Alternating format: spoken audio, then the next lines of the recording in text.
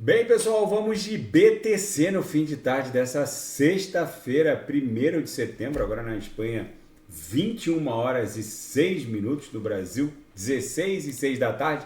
Gente, vejam o que a BTC fez no diário. Eu estou no gráfico diário, ancorado pelas 3 linhas do canal de Keltner e pela nuvem de Shimoku, com essa guia aqui que é a MM200, que é a nossa instituição da análise técnica. Fizemos a mínima hoje em 25.333.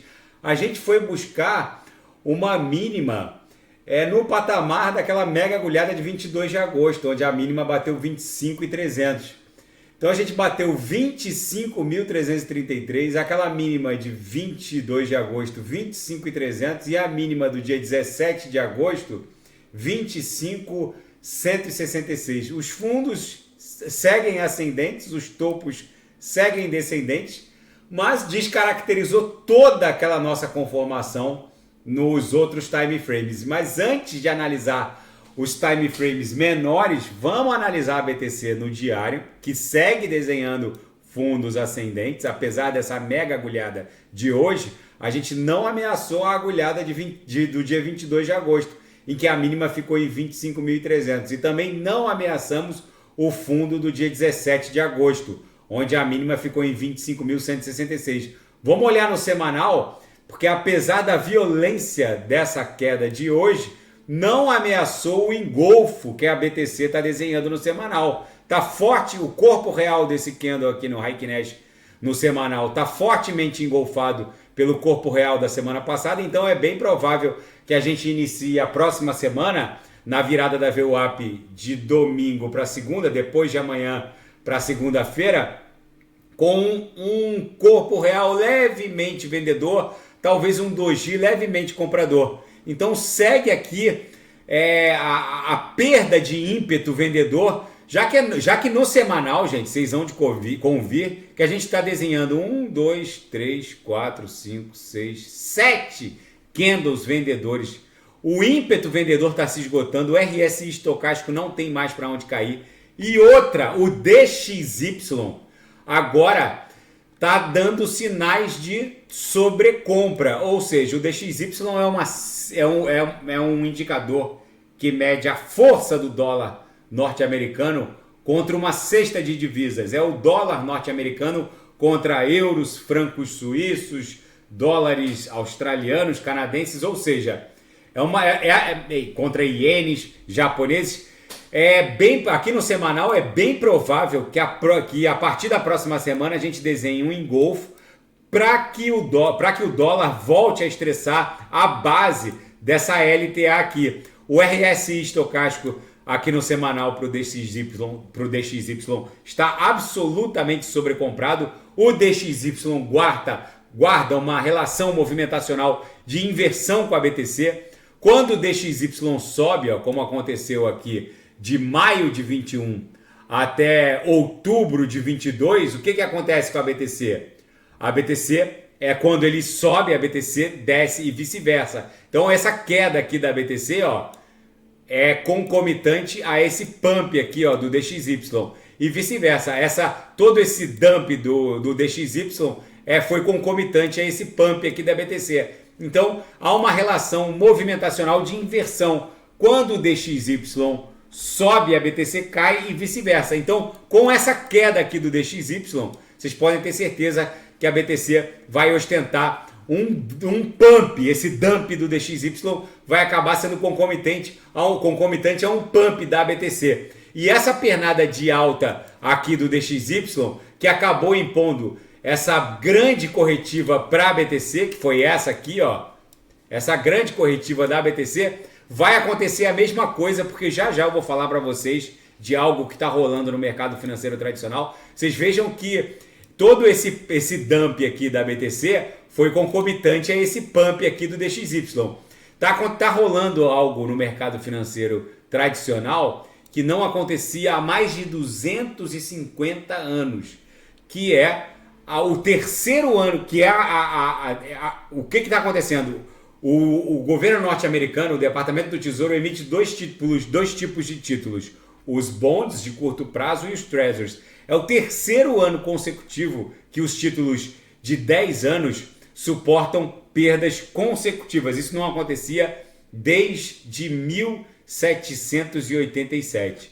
Alguns analistas estão dando conta de que o que vem por aí é algo próximo ou bem pior do que a crise do subprime, onde todo mundo sabia que tinha cheiro de M, formato de M, era M, mas ninguém fazia nada. Simplesmente os gigantes de Wall Street, principalmente Morgan Stanley, JP Morgan, os gigantes foram se livrando dos títulos subprimes, aqueles que tinham as hipotecas podres, e quando eles perceberam que não tinham mais nada, aí sim eles puxaram o tapete e deixaram a sardinhada suportar o prejuízo.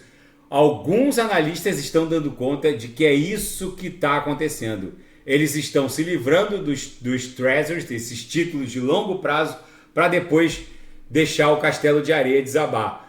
E é isso que vai acontecer com o DXY. Então é bom ficar com o olho no gato, outro olho no peixe, porque a BTC pode facilmente explodir em direção a 100 mil dólares. Aqui no intraday, a BTC deu bons trades, bateu na lower, voltou para ver o up, mas a gente acabou na sala de sinais ficando preso num sinal que corrigiu bastante, mas já vai fechar. Na seara fática, a BTC acabou apagando todos os ganhos após a vitória da Grayscale e caiu para a mínima no semanal e foi buscar um patamar abaixo de 26 mil dólares, justamente por conta de toda essa volatilidade. Aqui no 4 horas o gráfico ficou meio dramático, acabou fazendo o padrão cabeça de Bart, faltava botar o nariz do Bart aqui, a boca do Bart, a cabeça do Bart e a orelha, mas fez uma cabeça de Bart perfeita. Depois de estressar essa região de extrema sobrevenda, é bem provável que a BTC acumule agora de volta para o patamar de 26.700, como acontece normalmente quando a gente tem essa cabeça de Bart, depois ela acaba formando uma cunha triangularizada. A BTC provavelmente vai buscar 27 mil agora, que liquidou todos os alavancados no sentido long. E a MakerDAO propõe um fork na rede Solana para criar uma nova blockchain para operar essa organização autônoma, descentralizada, que emite stablecoins 100% algorítmicas. Lembrando, gente, que a Solana não tem nada a ver com isso. Qualquer um pode criar um fork na blockchain da BTC, como foi a Bitcoin Cash, a Bitcoin Gold, a Bitcoin Diamond. Um fork é basicamente a reunião de validadores que rodam nodes e que eles resolvem confirmar transações fora do protocolo principal, criando uma bifurcação na rede. Não é um ataque à rede Solana, é um fork, é criar uma rede paralela que vai coexistir com a rede principal. Enfim, vai ser uma nova blockchain que vai hospedar a MakerDAO e vai permitir que qualquer um emita outros tokens ou criem protocolos para fazer um deploy nessa nova blockchain que vai surgir a partir desse fork. Não se sabe ainda, a reportagem não reportou se a Solana estaria defendendo ou patrocinando de alguma forma essa decisão da MakerDAO. E a Robinhood, a gigante do mercado varejista de ações, do mercado varejista financeiro tradicional, agora vai permitir trocas num aplicativo rodando na rede Ethereum para mais de 200 ativos criptográficos. É o novo normal. E o relatório de empregos nos Estados Unidos sinalizou um aumento leve na criação de novos empregos, mas um recrudescimento, um grande pump, um aumento na taxa de desemprego. Apesar do mercado ter reportado, apesar desse indicador ter reportado a criação de novos empregos acima do esperado pelo mercado, o fato é que o desemprego veio muito acima do esperado e talvez o Fed possa criar um pivô para esse rally de aumento na taxa básica de juros. Vamos ver como isso vai se desdobrar. E algo que não acontecia há mais de 250 anos está acontecendo. Os títulos de longo prazo, os treasuries, que vencem com um prazo mínimo de 10 anos, tiveram o terceiro ano consecutivo de perda. Isso não acontecia desde 1787. Alguns analistas dizem que isso reflete algo muito... há uma enfermidade dentro do sistema muito grave e é bem provável que os gigantes de Wall Street estejam desovando os seus treasuries para que depois o castelo de areia desabe, puxando a sardinhada e jogando todo mundo numa vala, como aconteceu na crise do subprime, onde todo mundo sabia que tinha cheiro de M, formato de M, era M. O que aconteceu? As agências de classificação de risco continuavam dando AAA. Quem viu o filme Big Short, inspirado na história do Michael Burry, que foi o primeiro player a shortar contra os títulos hipotecários subprime e que acabou ficando multibilionário com a operação. Todo mundo viu ali naquele filme Big Short que Morgan Stanley, Goldman Sachs, JP Morgan, todo mundo sabia que era M, mas eles deixaram ali até o último segundo aqueles títulos com AAA. Depois que eles se livraram, eles puxaram o tapete e deixaram a sardinhada suportar o prejuízo. E os BRICS agora comandam mais de 40% da produção global de petróleo. Um aviso para a América. Esse analista que escreve essa reportagem dá conta de que talvez os BRICS, que agora possuem dentro do bloco Arábia Saudita, Irã, Etiópia, Egito, Argentina e Emirados Árabes Unidos, apesar deles só entrarem formalmente no bloco a partir de 1º de janeiro de 2024, eles podem estar preparando uma Kinder surpresinha juntamente com Vladimir Putin da Rússia, que também integra os BRICS, para os americanos.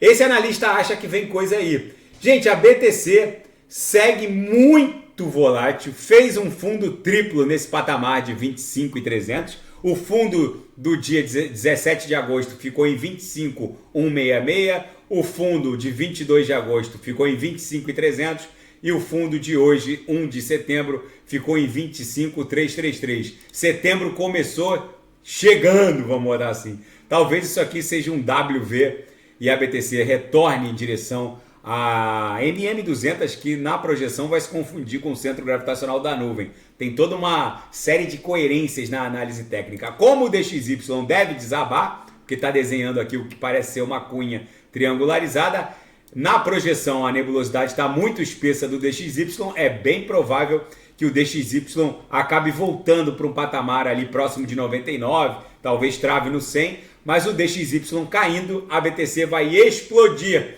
Tá bom, pessoal? Se nada fugir do script, eu volto amanhã para analisar a própria Bitcoin.